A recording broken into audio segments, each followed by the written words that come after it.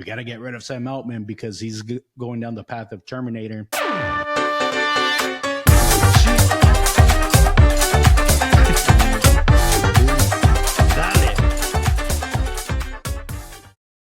Man, we saw it coming, right? We discussed last week, uh, and it's just shocking to me. Like, guess what? Sam Altman is back. And if you watch our previous episode from last week, we speculated a couple things that happened, right? But here's the amazing thing: he came back right away. I was foreseeing to be able to for him to come back eventually when the company, maybe like a Steve Jobs type of a move. But I didn't foresee that it will be like in days, right? And I think that is because maybe the TikTok generation.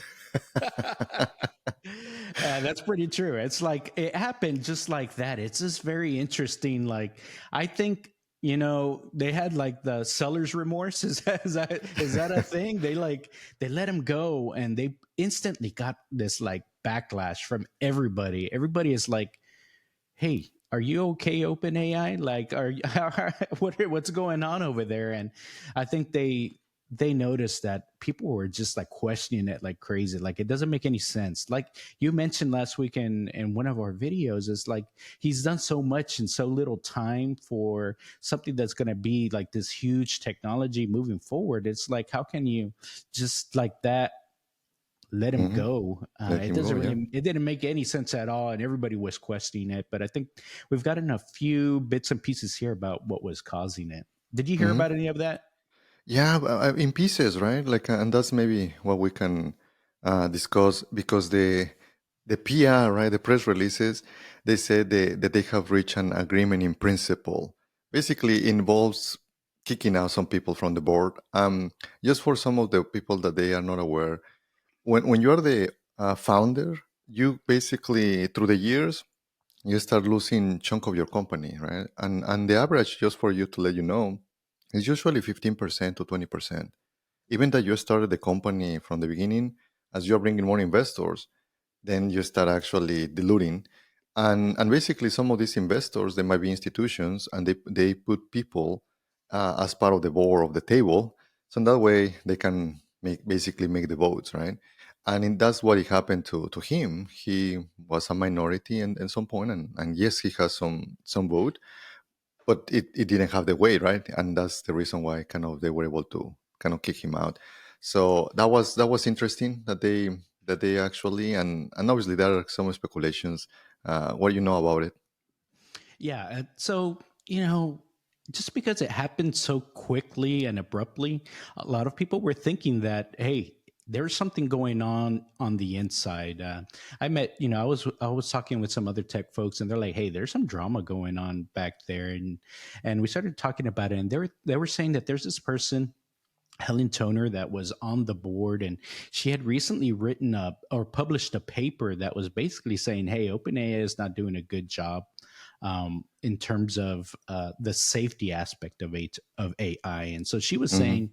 she was saying bad things about it. Sam Altman called her out on it and said, "Hey, look, you're on the board for OpenAI. Why are you saying these bad things to the public? That's not a good look for us as on the board. Stop doing that." But she felt that she was doing her duty and she was being altruistic for the future of humanity and things like that. Well, now we come to find out, I think we mentioned a little bit about GPT-5. Hmm. Well, it turns out that I think there's some of the researchers that are working on this GPT-5, right? They have coined this thing called Q Star, which is basically a baby Terminator, kind of like what we said last time. Terminator's coming. They got baby Terminator here going. Basically, this Q Star is now able to do like some basic grade school math, whereas before it was maybe not as good at it, but now it can do it pretty well. And so this is really the beginnings of an AGI or a general use AI that can really work for anything, just kind of out the box without having to do any explaining. It can teach itself some Yeah. things like that. So this is what they think precipitated this whole drama with, we got to get rid of Sam Altman because he's going down the path of Terminator or Skynet or whatever the case is. And Hmm. so And so they think that's what happened. And in all of this, they say her goal was to try to bring down OpenAI and have it bought by Anthropic, which earlier on, there were some people that defected from OpenAI, I think, and started Anthropic. And Anthropic is just another AI company, but their big focus is on safety. It's like their number one thing. And so that's what they're thinking she was trying to orchestrate. So there's a lot of things going on, like in the background. We still don't have super clarity, but that's what some of the stuff that's coming out here is that, she orchestrated this thing to bring some Altman down because she thought, yeah, Terminator's coming and we need to do something now. And this Yeah. is what caused all that.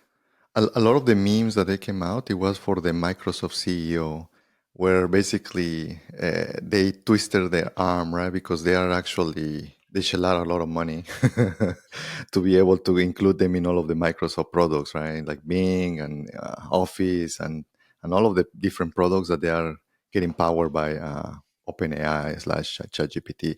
So good for the company that Sam Altman is going back, because he wasn't only him; it was also his co-founder that he basically resigned it to, right? So Sam Altman tweeted, "I am looking forward to returning to OpenAI," right? So in Twitter, so formerly known as X, or now X, I guess. So yeah, it's interesting how all of the drama is playing out in a very short amount of time. Yeah, crazy. And one of the things I was trying to get to use the Chat GPT-4, but it was down. I couldn't get to it. I'm like, oh my goodness, all this drama. I'm not going to be able to use Chat GPT, and is it going to go down and stuff like that. So I was like, okay, but no, I think it's working again, and yeah, I can't wait to get my hands on GPT-5. When are they going to release that? The first time, yeah, exactly. The first time that I read it, I thought that was Q Asterix. Oh,